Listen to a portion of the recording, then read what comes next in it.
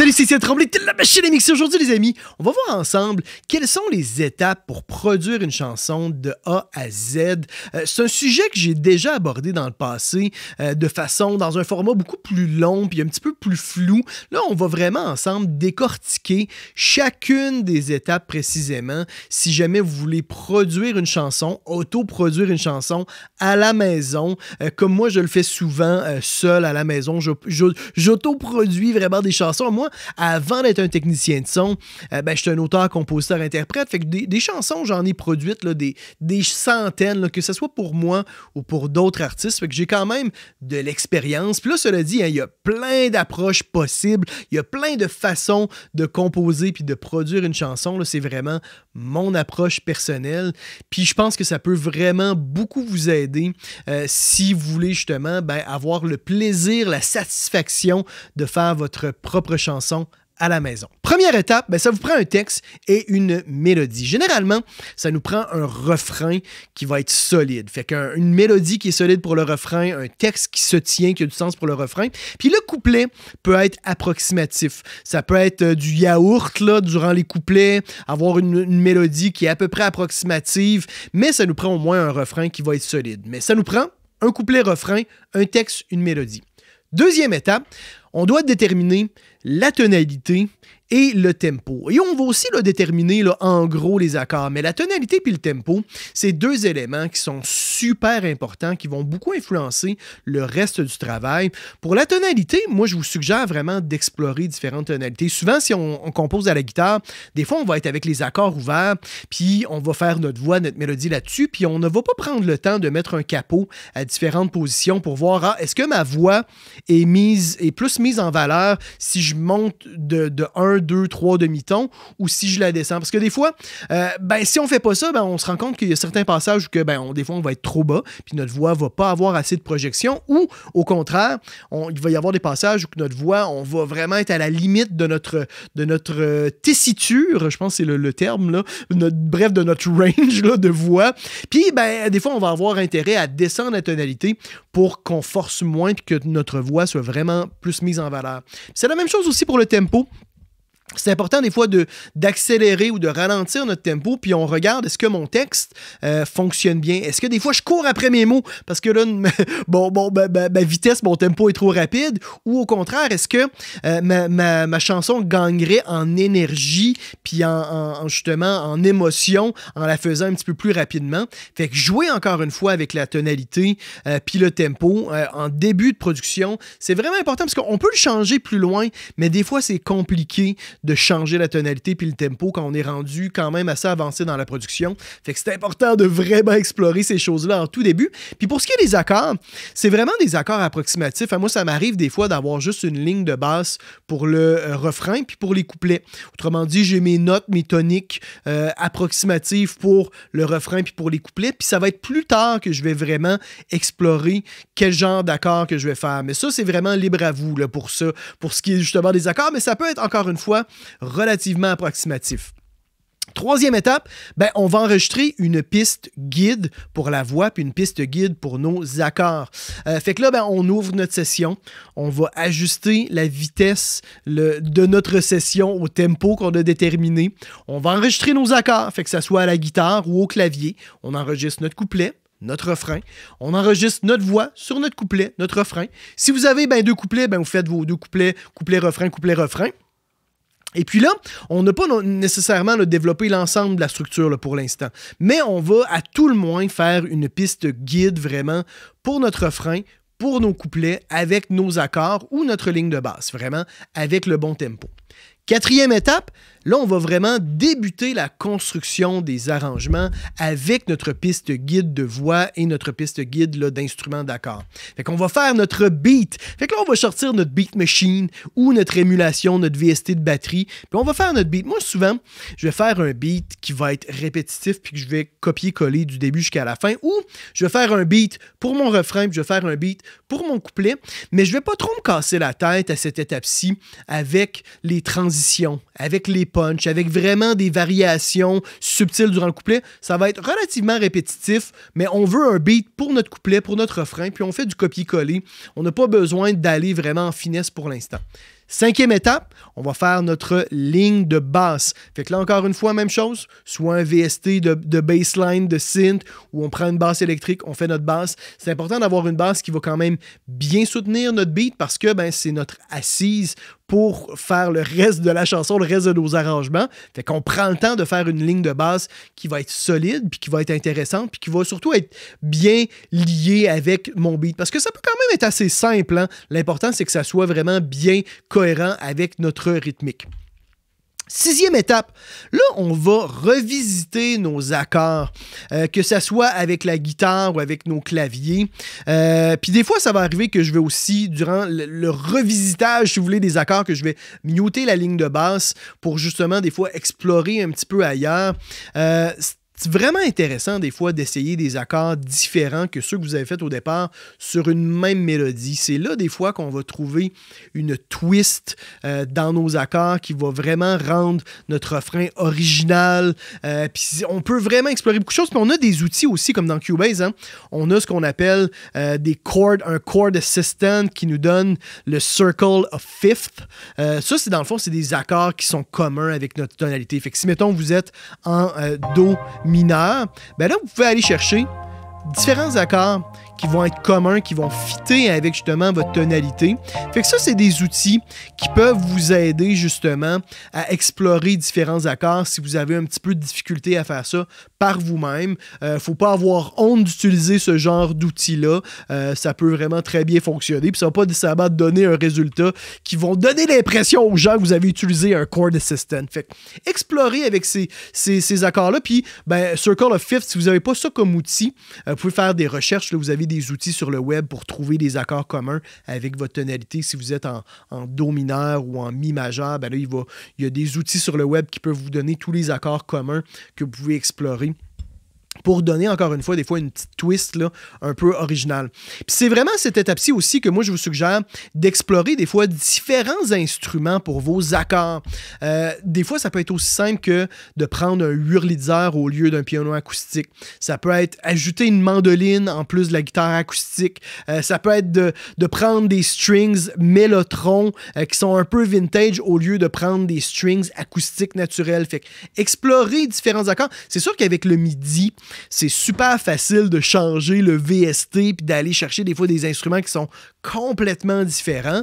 Puis si vous êtes guitariste, essayez différentes guitares, guitare électrique, guitare acoustique, essayez ukulélé, mandoline, pour des fois juste changer la couleur puis enrichir un petit peu vos accords. Puis c'est là aussi justement qu'on va aider au niveau de la couleur à faire en sorte que notre chanson va être un petit peu plus originale.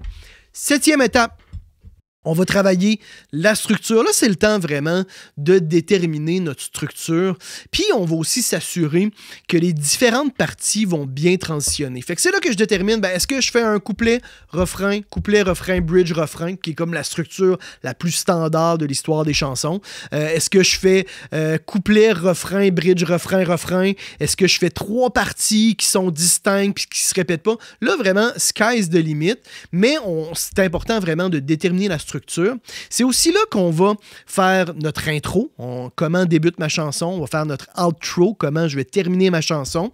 On prend aussi le temps de réfléchir aux transitions. Est-ce que j'ai besoin de rajouter une mesure entre le premier couplet puis le refrain pour faire un pré-refrain, pour aider la transition? Est-ce que j'ai besoin de faire aussi la même chose pour la sortie du refrain? Est-ce que je dois rajouter une mesure ou deux d'instrumentation qui va être un petit peu modifiée pour aider la transition? Fait qu'on regarde ces transitions-là, on fait nos outro, intro, puis là, on va avoir déjà une structure qui va bien se tenir. Puis là, on est rendu à l'étape 8, mais on va prendre le temps de voir, est-ce que j'ai des trous dans le texte? Est-ce que, parce que j'ai rajouté un pré-refrain, je dois dois pondre le texte pour le pré-refrain ou je dois modifier ma mélodie? Est-ce que les changements d'accords que j'ai faits me demandent de changer peut-être quelques notes dans ma mélodie pour que ça fonctionne mieux ensemble? Fait qu'on remplit les trous, on ajuste notre mélodie pour que ça fonctionne bien avec ce qu'on a décidé au niveau des accords. D'ailleurs, dans l'exploration des accords, ça je ne l'ai pas mentionné, mais ça va arriver des fois qu'on va devoir revenir en arrière puis modifier aussi notre ligne de basse pour que ça fonctionne avec nos nouveaux accords. Ça, il ne faut pas avoir peur des fois de revenir en arrière puis modifier, encore une fois, certains éléments en cours de route là, pour adapter les nouveaux éléments qu'on a amenés. Fait que donc, une fois qu'on a rempli ces trous-là, ça va être le temps, justement, cette 8e étape-là, d'enregistrer la voix principale. Fait qu'on fait l'enregistrement de notre voix principale, couplet, refrain, bridge, etc. 9e étape, on explore les possibilités au niveau des back vocals. Est-ce que j'ai besoin d'ajouter, de doubler mon refrain de la voix principale? Est-ce que j'ai besoin d'une harmonie? Puis quand vous faites des harmonies, moi, je vous suggère de toujours en faire plus que moins.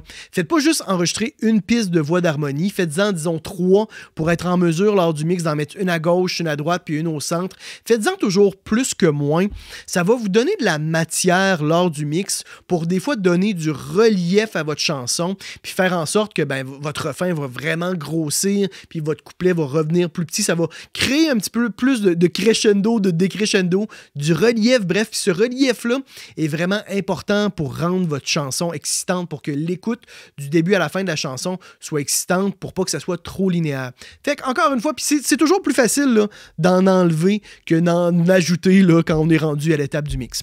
10e étape, techniquement parlant, rendu à la 10e étape, là, la chanson est terminée, la production, la composition est terminée. On peut généralement passer vraiment à l'étape du mix. Moi, personnellement, je vais généralement remettre vraiment tous les volumes à 0, puis je vais refaire ma balance de volume.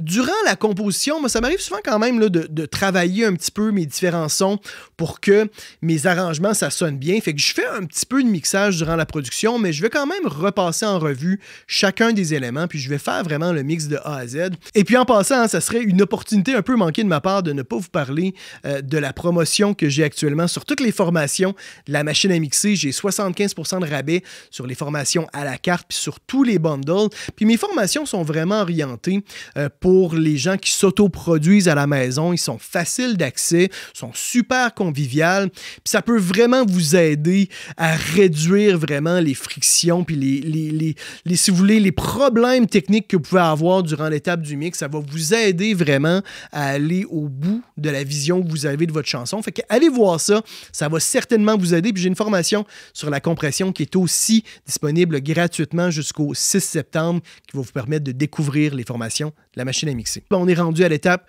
du mastering. Puis là, le mastering, ça va vraiment être le travail des sous-groupes puis le travail sur notre piste master. Ça va nous permettre vraiment de donner de la présence à chacun des éléments et de travailler notre master pour vraiment réduire la dynamique de l'ensemble puis avoir un mix qui va sonner le mieux possible dans la plupart des contextes d'écoute. Moi, je vais généralement le faire à même la session de mix parce que ça va permettre plus facilement de revenir sur les éléments individuels puis les corriger en conséquence du résultat que j'obtiens sur le travail du master. Et puis là, 12e étape, on exporte notre chanson, puis on l'écoute sur différents supports. On la fait aussi écouter à nos proches, puis on reste à l'affût de nos propres réactions, des fois de malaise, parce que lorsqu'on travaille dans notre bulle seul pendant des heures et des heures, il y a beaucoup d'éléments auxquels on va s'habituer. Il y a des choses qui, des fois, vont pas fonctionner, puis on va s'y habituer. Puis lorsqu'on fait écouter à quelqu'un d'autre, à quelqu'un qui est extérieur, qui n'a jamais entendu la chanson, lorsqu'on fait écouter notre production à quelqu'un d'autre, rapidement, on va être mal à l'aise, puis ça va nous aider, s'il y a des passages là, qui ne fonctionnent pas, puis ça va nous aider justement à identifier ces passages-là qui ne fonctionnent pas, puis ça va nous indiquer qu'on doit retourner et qu'on doit les retravailler. Puis on corrige et on répète, fait qu'on refait cette étape-là quelques fois. Là, moi, je vous suggère de ne pas virer fou. Faites pas comme 20 corrections sur votre mix, parce qu'à un moment donné, il n'y a pas de fin. Il n'y aura jamais de fin. On peut corriger 10 000 fois une chanson. Je pense que c'est important de faire quelques corrections, puis d'à un moment donné, de boucler la boucle, de terminer votre chanson. Puis même si vous n'êtes pas satisfait à 100%, c'est important de terminer votre chanson et de passer à une autre. Parce que c'est vraiment en forgeant qu'on devient forgeron. C'est en faisant des chansons puis en refaisant des chansons que vous allez être meilleur parce que toutes les étapes vont avoir un impact sur le résultat final. Puis c'est en faisant, en produisant des chansons vraiment de A à Z plusieurs fois que vous allez vous améliorer sur chacune des étapes puis que, ben, au final, vous allez avoir d'une fois à l'autre un résultat final qui va être meilleur. Il faut toujours garder en tête que ce n'est que de la musique. Puis c'est important de juste apprendre de nos erreurs, de ne pas virer fou, de passer d'une chanson à l'autre et surtout apprécier le travail fait, même si des fois c'est pas parfait. C'est toujours, à mon avis, un accomplissement de terminer une chanson et de dire « Hey, ça, c'est moi qui ai fait ça, c'est moi qui ai tout fait vraiment du début jusqu'à la fin. » Fait que ayez pas peur de refaire, puis de refaire, puis de refaire. C'est comme ça que vous allez vous améliorer. Fait que voilà, les amis, ça complète notre guide sur comment produire une chanson. Si jamais vous avez des questions, vous avez besoin de plus de détails sur une étape en particulier ou sur plusieurs étapes, écrivez-moi ça dans la section commentaires. Ça va me faire un grand plaisir de vous répondre. Si vous voulez supporter, soutenir ma chaîne, abonnez-vous à ma chaîne YouTube et allez cliquer sur la petite cloche pour recevoir les notifications. C'est vraiment la meilleure façon de soutenir la chaîne La Machine à Mixer si jamais vous appréciez mon contenu. Et ben, c'est tout pour aujourd'hui, les amis. On va se retrouver la semaine prochaine. C'est Étienne Tremblay pour La Machine à Mixer.